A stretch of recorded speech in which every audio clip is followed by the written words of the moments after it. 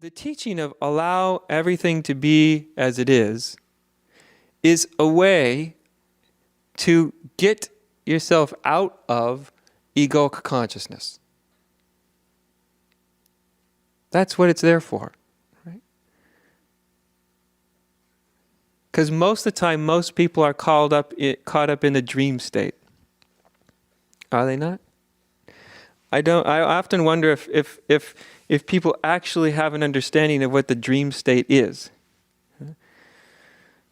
The most rudimentary definition I can give of the dream state is basically 99% of what goes on between your ears.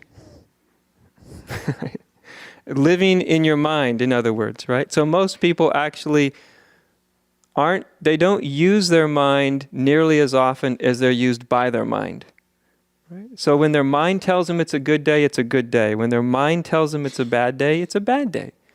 If their mind tells them to feel good about themselves, then they feel good about themselves. If their mind tells them to feel rotten about themselves, they feel rotten about themselves. And so on, and so on, and so on. So most all of humanity is actually caught in their mind most of the time. And their experience of life, their experience of being, is dictated moment to moment to moment to moment by their mind. A mind, by the way, which they have no control over. Have you noticed you have very little control over your mind? Maybe not any.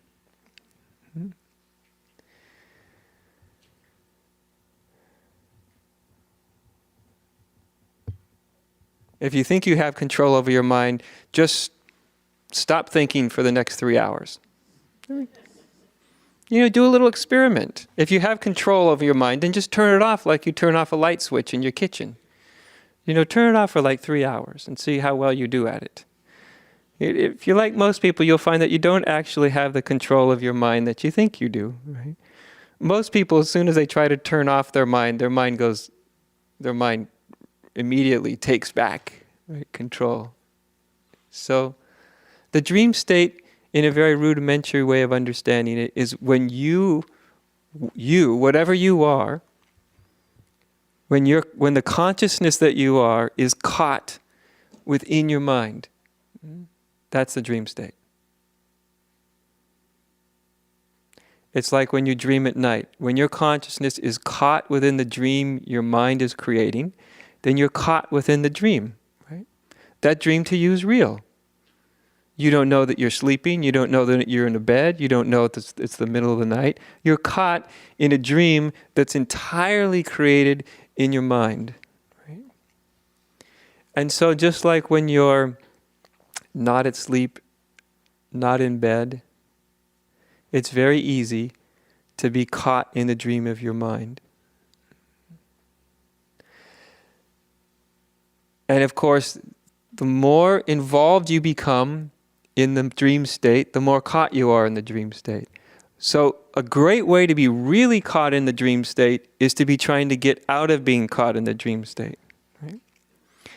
So the ultimate trick of egoic consciousness is to try to get you to underline that word, try to get out of egoic consciousness. That's egoic consciousness, sort of its highest form of intelligence, right? Its highest game is when ego tries to get out of ego. When ego tries to get beyond ego. I don't know if any of you have tried this. No? You might have tried it. Wow, right? I'm trying to get beyond myself, right? And so people in spirituality are experts at trying to get beyond their mind, beyond their egos, because they're told, a lot of what I'm telling you is very standard stuff, that when you're caught in your mind, you're caught in a living dream state. Right? Or as the Buddha called it, the wheel of samsara. And it was called the wheel because it's very, very, very repetitive. When you're caught in that wheel, you will act and react in very predictable ways, given certain stimulus. Right? You will basically act and react given the way your mind is conditioned. So in the wheel of samsara, in the dream state of your mind, there's no freedom in it. Right? You may feel great one moment, And then if you change your mind, if your mind changes, then you won't feel so great the next moment. Have you ever felt at the total whim of your next thought? The absolute whim of the next thought you have. Or worse than that, the whim of the thought somebody else has. Like the thought somebody else has about you. Right? So most people are at the whim of the next thought somebody else has about them that they share with them. Right?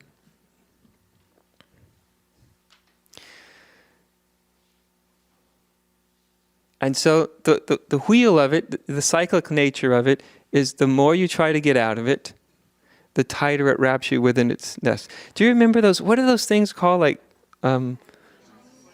Chinese handcuffs?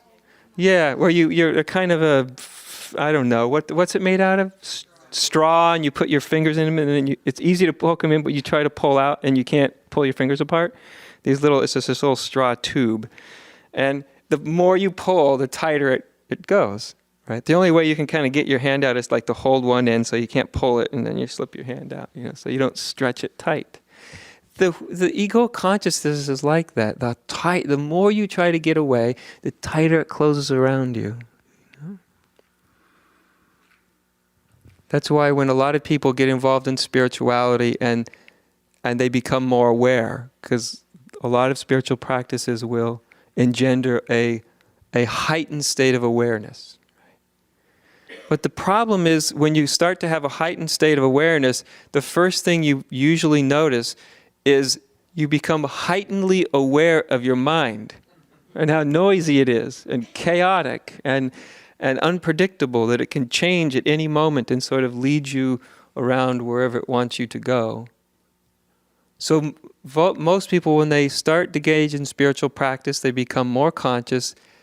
Unfortunately, the first thing they become more conscious of their mind, and then to their surprise and somewhat horror, is they realize that they can't exit their mind when they want to, which makes them struggle to not be caught even more, right? Which makes you get caught more, and so on and so on and so on.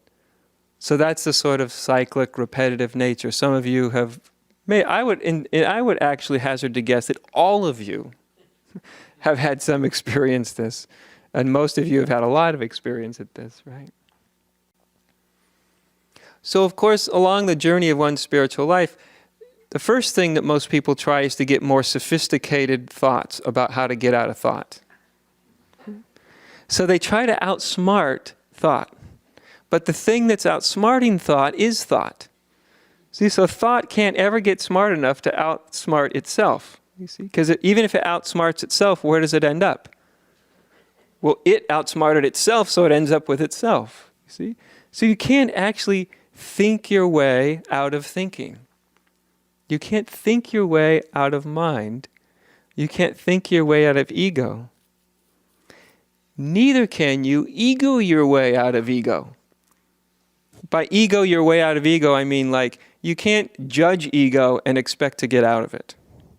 Right? So feeling really bad about being stuck in an egoic state, it doesn't help you get out of it. It just helps you get into it. So if you judge ego, that's ego judging ego, then you're more trapped, right? If you get angry about being caught in ego, that takes you deeper. And then if you get more deeply caught in ego, then you get more angry about that, which makes you get caught deeper, which makes you get more angry, which makes you do you follow the pattern? And on and on. So if you try to use an egoic state, an egoic emotion, judging, condemning, there's lots of them. You could probably come up with a few of your own, right? Struggle, anxiety, fear, all the rest. If you use some egoic emotion in order to get out of ego, you just end up deeper caught. Right?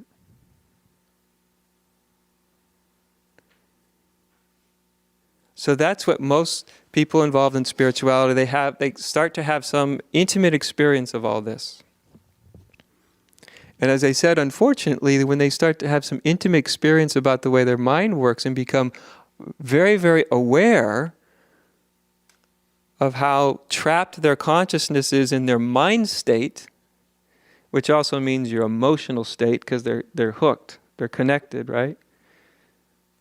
Your emotional state is basically just your mind state turned into feelings. Right? So you have a thought, and back down here in your body, the lower part of your body converts the thought into a feeling. So it's really the same thing. So as you see that you're more caught, unfortunately the response that most people have to this, everything they do actually makes them more caught. And so it goes. So the teaching of allow everything to be as it is just reverses the process.